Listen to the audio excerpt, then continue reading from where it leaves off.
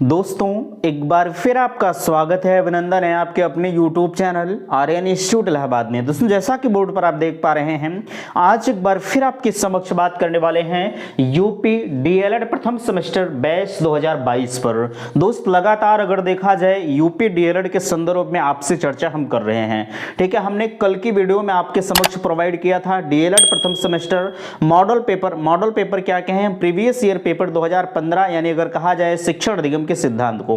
ठीक है, लेकिन कंप्यूटर का चैप्टर आपके बीच में नहीं प्रोवाइड किया जा रहा था, तो आज से आपके कंप्यूटर के सिलेबस को प्रारंभ किया जा रहा है। देख पा रहे हैं यहाँ सब्जेक्ट के रूप में लिखा गया है कंप्यूटर।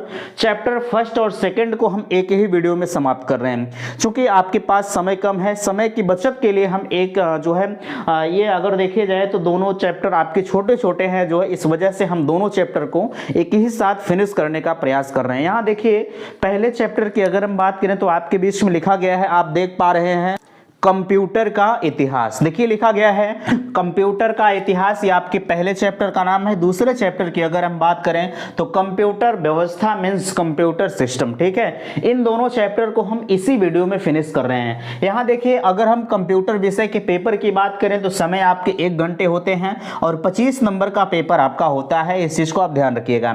हमने आपसे बताया कि हम दो बुक आपके समाप्त कर चुके हैं। पहला एजुकेशन आपके फर्स्ट पेपर और एजुकेशन आपके जो है सेकंड पेपर को हम ऑलरेडी आपके बीच में समाप्त कर चुके हैं। ठीक है, इनके हम दोनों के मॉडल पेपर आपके बीच में प्रोवाइड कर रहे हैं। एजुकेशन सेकंड पेपर का 2015 का मॉडल पेपर आपके बीच में गया है और आप उसे देखे हैं। हम कोशिश कर रहे हैं एजुकेशन एजुकेशन फर्स्ट पेपर यानी बाल विकास एवं सीखने की प्रक्रिया के मॉडल पेपर को भी आपके बीच में प्रोवाइड किया जाए। बहरहाल जैसा भी होगा आपको वीडियो के माध्यम से इन्फॉर्म किया जाएगा। इसी वजह से हम आपको कह रहे हैं कि चैनल को अभी तक आपने सब्सक्राइब नहीं किया है तो सब्सक्राइब कर लीजिए, क्योंकि इस चैनल के माध्यम से आपके लिए भर्तियों से संबंधित न्यूज़ भी आपके लिए प्रोवाइड की जाती है। कहीं आपको भटकने की जरूरत नहीं, एक चैनल आप सब्सक्राइब करिए, सारी चीजों का मजा आप खुद लीजिए। ठीक है, चलिए यहां लिखा गया है, देखिए हस्तलिखित नोट्स प्राप्त करें मात्र या करने के लिए संपर्क करें। या आपके बीच में नंबर दिए जा रहा है 9452331053 पर आप संपर्क कर सकते हैं अगर आपको किसी भी प्रकार की समस्या हो रही है। ठीक है, यहाँ लिखा गया है शुल्क आपके लिए रखी गई है 150 रुपये। यह जो आपकी जो है हस्तलिखित नोट्स प्राप्त करेंगे, लिंक आपके डिस्क्रिप्शन बॉक्स में दिया है। यहाँ आपके लिए 150 रुपये का प्रावधान है। चूंकि हर किसी का अपना एक प्रावधान होता है, कोई भी चीज़ चलाने के लिए जो है मनी की जरूरत पड़ती है, इस वजह से इसे यहाँ रखा गया है शुल्क के रूप में। मामूली सी शुल्क के लिए है, बहुत ज्यादा नहीं। आपने अभी तक बहुत सारी बुकों को परचेज किया है, लेकिन आप भविष्य में अगर भावी शिक्षक बनना चाहते हैं तो बिल्कुल आप परचेज करिए। मेरे दोस्त आपको मैं चैलेंज करता हूं कि आपको जो है इस 25 नंबर में आपको मैं 24 नंबर तो दिलवाकर दम हिलूंगा। क्योंकि 1 नंबर में इस वजह से कह रहा हूं कि भैया वो आपके ऊपर डिपेंड है कि आप कितना पढ़ रहे हैं। हमने तो आपसे कहा है आप कोर्स परचेज करें या ना करें, लेकिन अगर आप पर डे वीडियो को देख रहे हैं, जो बीच में व्यवधान उत्पन्न हुआ, वीडियो नहीं जा पाया, उस कष्ट के लिए मुझे खेद है। बहरहाल हम कोशिश कर रहे हैं कि जल्द से जल्द आपके सिलेबस को समाप्त करें। फिलहाल देखिए यहाँ अगर आपने कोर्स को परचेज आप नहीं कर रहे हैं तो बिल्कुल कोई दिक्कत नहीं, आप वीडियो को देखिए। ठीक है, वीडियो को देखेंगे वहां से आपका फायदा होगा। ऐसा नहीं कि हम सिर्फ कोर्स बेचने के लिए ही काम कर रहे हैं, नो, वहां आप वीडियो देखिए, सारी चीजें यहाँ भी आपको वही चीजें प्रोवाइड की जा रही है जो नोट्स में आपको दी जा रही हैं। तो चलिए हम आपको लेके चलते हैं मोबाइल के स्क्रीन पर, जहां से सारी चीजें खुद ब खुद नजर आती हैं। मैं लास्ट में निवेदन करना चाहूंगा कि चैनल पर पहली बार विजिट किए हैं तो प्लीज चैनल को सब्सक्राइब जरूर कीजिएगा। और एक निवेदन मैं करूंगा कि आप वीडियो को शेयर नहीं करते हैं, आपका यह परम कर्तव्य है कि वीडियो को शेयर करें। क्योंकि अगर आपके लिए निस्वार्थ भाव से काम किया जा रहा है तो आप एक काम तो कर ही सकते हैं, आपसे कुछ गुरुदक्षिणा के रूप में नहीं मांगा जा रहा है, सिर्फ वीडियो शेयर करने की बात कही जा रही है। तो उम्मीद करते हैं कि आप ये सब प्रक्रिया को करेंगे। चलिए हम लेके चलते हैं मोबाइल के स्क्रीन पर। दोस्तों फाइनली हम आ चुके हैं मोबाइल के स्क्रीन पर, जहां से देख पा रहे हैं कंप्यूटर का शुभारंभ आपके बीच में किया जा रहा है। सबसे पहला चैप्टर आपके बीच में रखा गया है कंप्यूटर का इतिहास एवं विकास। देखिए हम आपके कंप्यूटर के सिलेबस में उसी चीज को कवर करने का प्रयास कर रहे हैं जो आपके विगत परीक्षाओं में पूछे गए क्वेश्चन होंगे। ठीक है, चलिए देखिए यहाँ सबसे पहला कंप्यूटर के इतिहास एवं विकास के अंतर्गत सबसे पहला चीज आपके बीच में रखा गया है अबेकस क्या होता है। अबेकस को अगर हम बताएं तो गणना करने जोड़ने की सर्वप्रथम युक्ति का आविष्कार अबेकस के रूप में लगभग 600 ईसा पूर्व चीन में हुआ था। अबेकस को सोरोबान के नाम से भी जाना जाता है। आपसे पूछा जा सकता है कि सोरोबान के रूप में या सोरोबान के नाम से किसे जाना जाता है, तो आप कहेंगे अबेकस को सोरोबान के रूप में जाना जाता है। ठीक है, और इसका आविष्कार कब हुआ था? 600 ईसा पूर्व चीन में हुआ था। ये चीजें उम्मीद करते हैं कि आप समझ पाए। ठीक है, देखिए हम आपसे बार बार कह रहे हैं आपके सिलेबस के दौरान उसी चीजों को हम कवर करेंगे जो आपके परीक्षा की दृष्टि से बेहद महत्वपूर्ण है। लेकिन एक चीज का ध्यान रखिएगा, हम भले ही आपको ये कह रहे हैं कि कवर करने की बात, लेकिन इतना आप जरूर ध्यान रखिएगा कि जो चीजें, ऐसा तो है नहीं कि हम आपके टॉपिक को छोड़ देंगे, नो, ऐसी बात नहीं है, लेकिन महत्वपूर्ण चीजों को हम ज्यादा जो है उसे देखने का प्रयास कर रहे हैं। चलिए, यहां अगला आपके बीच में है जॉन नेपियर की हड्डी। इस चीज को सुनने के बाद थोड़ी सी आपको हंसी आ रही होगी, लेकिन समझने का प्रयास करेंगे, महत्वपूर्ण चीजें हैं। इसका आविष्कार 17वीं शताब्दी के प्रारंभ में किया गया था तथा इसे कार्डबोर्ड मल्टीप्लेक्स कैलकुलेटर भी कहा जाता है। यानी जॉन नेपियर की हड्डी को हम मल्टीप्लेक्शन कैलकुलेटर भी कहते हैं या कार्डबोर्ड मल्टीप्लेक्शन कैलकुलेटर भी कहते हैं। आपसे पूछा जा सकता है, अंडरलाइन वाली चीज को आप ध्यान रखेंगे क्योंकि ये चीजें आपके लिए महत्वपूर्ण है। यहाँ कार्डबोर्ड मल्टीप्लेक्शन कैलकुलेटर भी किसे कहते हैं? आप कहेंगे जॉन नेपियर की हड्डी को कहते हैं। अब सवाल आता है पास्कल लाइन क्या है। देखिए, ये सारी चीजें शॉर्ट नोट के रूप में आपसे पूछी जा सकती हैं। ठीक है, पास्कल लाइन क्या है? 1942 में ब्लेज पास्कल ने पहला यांत्रिक गणना करने वाला यंत्र बनाया जिसे एडिंग मशीन कहा जाता है। यह यंत्र मात्र जोड़ने व घटाने का कार्य करता है। पास्कल द्वारा बनाई गई इस युक्ति को पास्कल लाइन कहा गया है। ठीक है, इसका पास्कल लाइन को कौन बनाया था? आप कहेंगे पास्कल ने बनाया था और इस युक्ति को हम पास्कल लाइन कहते हैं। ठीक, और इसका 1942 में ब्लेज पास्कल ने पहला यंत्र, गणना करने वाला यंत्र बनाया था। ठीक है, ये शॉर्ट नोट के रूप में पूछी जा सकती है, ध्यान रखिएगा। आगे रेकनिंग मशीन क्या है? रेकनिंग मशीन क्या है? 1671 ईस्वी में बेरन गॉटफ्रेड विलहेल्म, ठीक है, विलहेल्म वॉन लेविन ने विकसित किया था। आपसे पूछा जा सकता है कि रेकनिंग मशीन का जो विकास है वो किसने किया या आविष्कार किसने किया था? तो 1671 ईस्वी में वॉरेन या वेरन गॉटफ्रेड विलहेल्म ने वॉन लेविन ने विकसित किया था। ठीक है, नाम थोड़ा सा अटपटा है, समझने का प्रयास करिएगा, क्योंकि भैया जब नाम अटपटा होता है तो याद थोड़ा सा कम होता है। ठीक है, चलिए अगला आपके बीच में आ रहा है। देखिए, कहा जा सकता है कि जेकार्ड लोम क्या है? ठीक है, जेकार्ड लोम के अंतर्गत अगर हम कहें, कहा जा सकता है, देखिए कि जेकार्ड लोम के अंतर्गत हम कहें फ्रांस के एक बुनकर जोसेफ जेकार्ड सन जो है 170 ईस्वी में, यहाँ समझने का प्रयास करिएगा, थोड़ा सा मिसप्रिंट आपके समक्ष है, 1970 आपके बीच में होना चाहिए था, समझने का प्रयास करिएगा 1970 में। ठीक है, 1970 ईस्वी में कपड़े बनाने के लिए एक ऐसे लोम का आविष्कार किया, कपड़े की डिजाइन आकार स्वतः ही दे देता था। ठीक है, ये जेकार्ड लोम क्या है? आप लोम को समझ पा रहे हैं, यह एक 1970 के दौरान ये चीजें बनाई गई थी जो कपड़े को स्वतः डिजाइन आकार वो खुद ही दे देता था। ठीक है, आगे नीचे देख सकते हैं, नोट करके लिखा गया है, एनालिटिकल इंजन का आविष्कार 1842 ईस्वी में चार्ल्स बेबेज ने किया था। उम्मीद करते हैं कि अभी तक का वीडियो आपको समझ में आया होगा। चलिए हम चलते हैं अपने नेक्स्ट अगली स्लाइड। अगला आपके बीच में लगा है, आप देख पा रहे हैं चैप्टर नंबर 2 की शुरुआत यहां से हो रही है। हमने कहा आपसे चैप्टर नंबर 1 में आपकी वही चीजें प्रोवाइड की जा रही हैं जो आपकी परीक्षा की दृष्टि से महत्वपूर्ण, कंप्यूटर व्यवस्था या कंप्यूटर सिस्टम। सबसे पहली चीज आपके बीच में आती है कि कंप्यूटर होता क्या है। ठीक है, कंप्यूटर एक प्रोग्रामिंग यंत्र है जो प्रयोक्ता को इस योग्य बनाता है कि वह विभिन्न प्रकार की सूचनाओं या आंकड़ों को क्रियान्वित करे या कार्यान्वित करने के बाद उन्हें व्यवस्थित या जटिल संख्याओं को गणना करने के रूप में संचित करता है। इसे आउटपुट आसानी से समझ में आने वाले स्वरूप में प्रस्तुत किया जा सकता है। इसी को हम कंप्यूटर कहते हैं। अब नीचे ये चीजें आप समझने का प्रयास करिएगा। जैसे अगर कंप्यूटर अगर आपके बारे में पूछा जाए तो कंप्यूटर की परिभाषा आप सबसे पहले यहां से लिखने का प्रयास करिएगा। मीनिंग ऑफ कंप्यूटर, कंप्यूटर का अर्थ क्या है? कंप्यूटर लैटिन भाषा के कंप्यूटेर व अंग्रेजी भाषा के कंप्यूट से बना है, जिसका अर्थ है गणना करना, ठीक है, जिसका अर्थ है क्या, गणना करना। आप समझ पा रहे हैं, जिसका अर्थ है गणना करना। आगे, कंप्यूटर एक मशीन है, अतः यह गलती नहीं करता और ना ही मनुष्य की तरह कार्य करने से थकता है। मनुष्य थकान के कारण गलती कर सकता है, किंतु कंप्यूटर बिना थके लगातार त्रुटि रहित कार्य करता है। भैया आप एक चीज आप बताएंगे, क्या कंप्यूटर वो कभी थकता है? ना, कभी नहीं थकता। बिजली नहीं कटी तो वो कभी थकता उकता नहीं, ना कभी बंद होगा, ठीक है। अब वो बात की बात है कि आपका सिस्टम गड़बड़ हो तो जो है बिगड़ जाए, वो साइड का मामला है।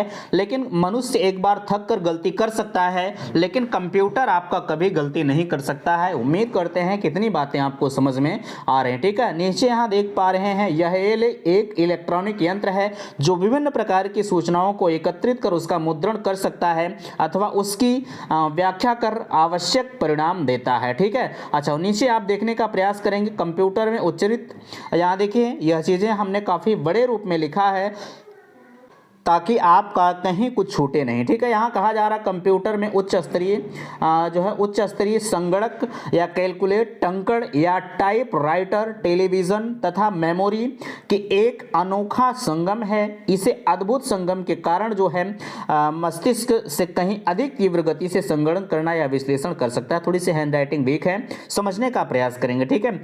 इसमें कहा जा रहा है कंप्यूटर जो है वह बिना गलती करे, पहली चीज वह टाइप कर सकता है। आप टाइप करने वाले आप ही हैं, अगर गलती नहीं करेंगे तो कंप्यूटर कभी गलती नहीं करता, ठीक है। और यहाँ जो है मेमोरी उसकी जो अद्भुत होती है, ठीक है। और वह मस्तिष्क से कहीं अधिक, यानी आप अगर उसमें जो भी जो है आदेश करते हैं तत्काल कंप्यूटर आपके बीच में उसका रिजल्ट दे देता है, ठीक है। तो कहीं ना कहीं हमारे और आपके मस्तिष्क से बिल्कुल तीव्र गति से कार्य करता है, ठीक है। चलिए आगे आपके बीच में आ रहा है, आप देख पा रहे हैं कंप्यूटर की परिभाषा, ठीक है। कंप्यूटर की परिभाषा के अंतर्गत अगर हम कहें तो विभिन्न परिभाषाएं आपके बीच में आ रही हैं। सबसे पहली परिभाषा के अंतर्गत अगर हम कहें तो कंप्यूटर एक इलेक्ट्रॉनिक युक्ति है जो असंसाधित आंकड़ों को अर्थपूर्ण सूचना में परिवर्तित करता है, ठीक है। अगला आपके बीच में आ रहा है 2 नंबर में, आप समझने का प्रयास करेंगे। कंप्यूटर निर्देशों द्वारा नियंत्रित किया जा सकने वाला एक ऐसा यंत्र है जो कि आंकड़ों को प्राप्त कर उन प्रक्रिया, संसाधन या प्रोसेस कर उन्हें विभिन्न प्रारूपों को दर्शा सकता है, ठीक है। ये विभिन्न परिभाषाएं आपके बीच में आ रही हैं, समझने का प्रयास आप खुद करेंगे, ठीक है। हम ज्यादा जोर नहीं दे रहे हैं क्योंकि जो चीजें महत्वपूर्ण हैं उसे हम अधिक से अधिक बार पढ़ने का प्रयास कर रहे हैं, समझने का प्रयास कर रहे हैं, ठीक है। देखिए 3 नंबर में कहेंगे, हालांकि ये चीजें भी आपके लिए महत्वपूर्ण है, आपसे पूछी जा सकती है कि कंप्यूटर की परिभाषा, आप ध्यान दीजिएगा, ठीक है। कंप्यूटर की परिभाषा लिखिए तो आप इसी परिभाषा को लिखेंगे, बाकी अदरवाइज आपको परिभाषा नहीं मिलेगी, ठीक है। कहा जा रहा कंप्यूटर एक इलेक्ट्रॉनिक युक्ति है जो निर्देशों के समूह, प्रोग्राम के नियंत्रण में डाटा या लक्ष्य पर प्राप्त या प्रोसेस करके सूचना, इंफॉर्मेशन जो है जनित करता है या जनरेट करता है, ठीक है। ये चीजें उम्मीद करते हैं कि आपको अभी तक समझ में। अब कंप्यूटर के गुण क्या क्या हो सकते हैं,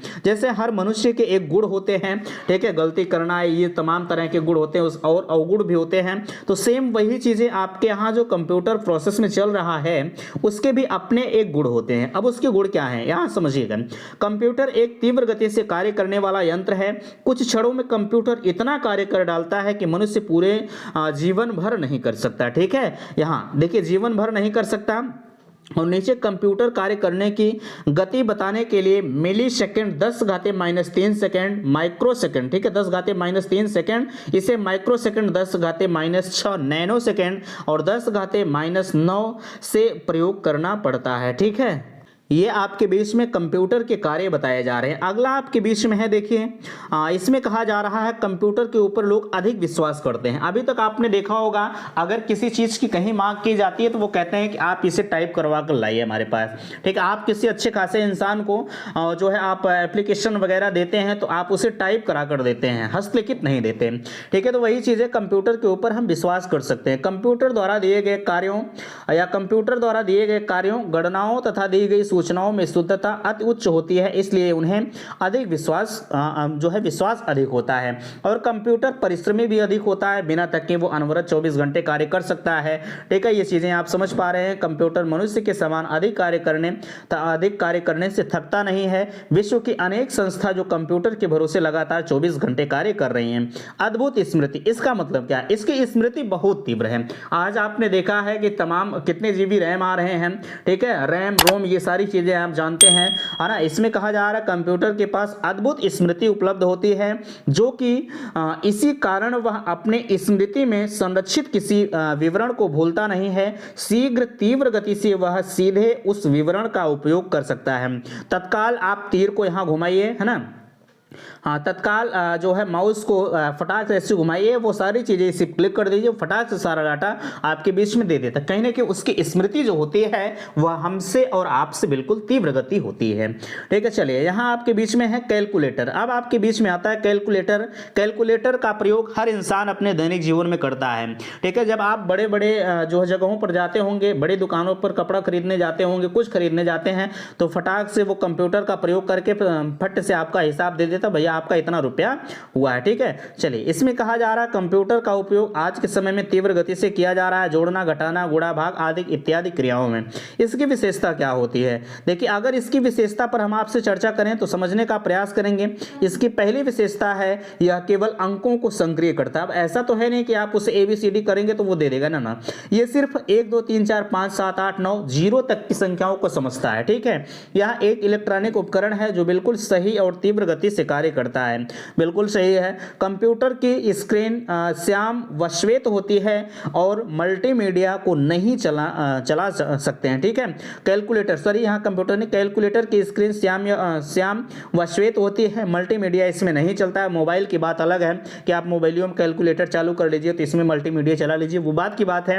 लेकिन रियलिटी में जो कैलकुलेटर होता है उसमें तो ऐसा है नहीं कि हम जो है गणों देख सकते हैं या सब कुछ कर सकते हैं, नहीं, ऐसी कोई बात नहीं। ठीक है, चलिए यहाँ कंप्यूटर तथा मानव की तुलना की जा रही है। कंप्यूटर क्या कर सकता है और मानव क्या कर सकता है? देखिए, पहला आपके बीच में है कंप्यूटर में कृत्रिम बुद्धिमत्ता होती है। ठीक है, और जाहिर सी बात है कंप्यूटर में मेमोरी फीड की जाती है, उस मेमोरी में सारी चीजें फीड कर दी जाती हैं और फटाक से हम आप आदेश कर देते हैं, कंप्यूटर रिजल्ट दे देता है। और मनुष्य जो होता है उसके अंदर स्वाभाविक बुद्धिमत्ता होती है।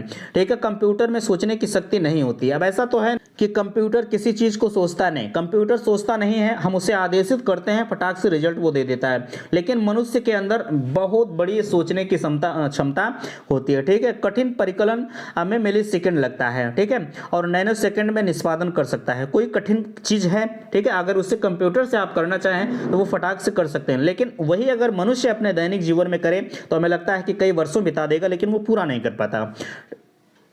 ठीक है, अगला आपके बीच में है, यहां देख सकते हैं 4 नंबर में, याद रखने की क्षमता बेहतर है। बिल्कुल ये सारी चीजें आप समझ पा रहे हैं। कंप्यूटर की जो याद रखने की क्षमता है वो काफी बेहतर मानी जाती है। ठीक है, और यहाँ याद रखने की क्षमता शक्ति जो है वो उपलब्ध होती है। अब इनकी क्षमता काफी बेहतर नहीं होती। आपने देखा होगा कि अभी आज आपको पढ़ाया जा रहा है, इस चीज को आप कल भूल जाएंगे। ठीक है, और यही चीजें अगर कंप्यूटर में आप फीड करके रख देंगे और आप 1 साल बाद देखेंगे तो रिजल्ट आपके समक्ष होगा, है ना। यहाँ सीखने की क्षमता नहीं होती और यहाँ शीघ्र सीखने की क्षमता होती है, किसमें? मनुष्य में। ठीक है, उम्मीद करते हैं कि बातें आपको समझ में आ रही होंगी। तो ये था आज का लेक्चर। पहले और दूसरे चैप्टर को हमने कंप्यूटर के आज के इस वीडियो में समाप्त किया। उम्मीद करते हैं कि आपको अच्छा लगा होगा। प्लीज़ लाइक कीजिएगा, शेयर कीजिएगा और चैनल पर पहली बार विजिट किए हैं तो प्लीज़ चैनल को सब्सक्राइब जरूर कीजिएगा। वीडियो समाप्त करते हैं। थैंक्स, धन्यवाद।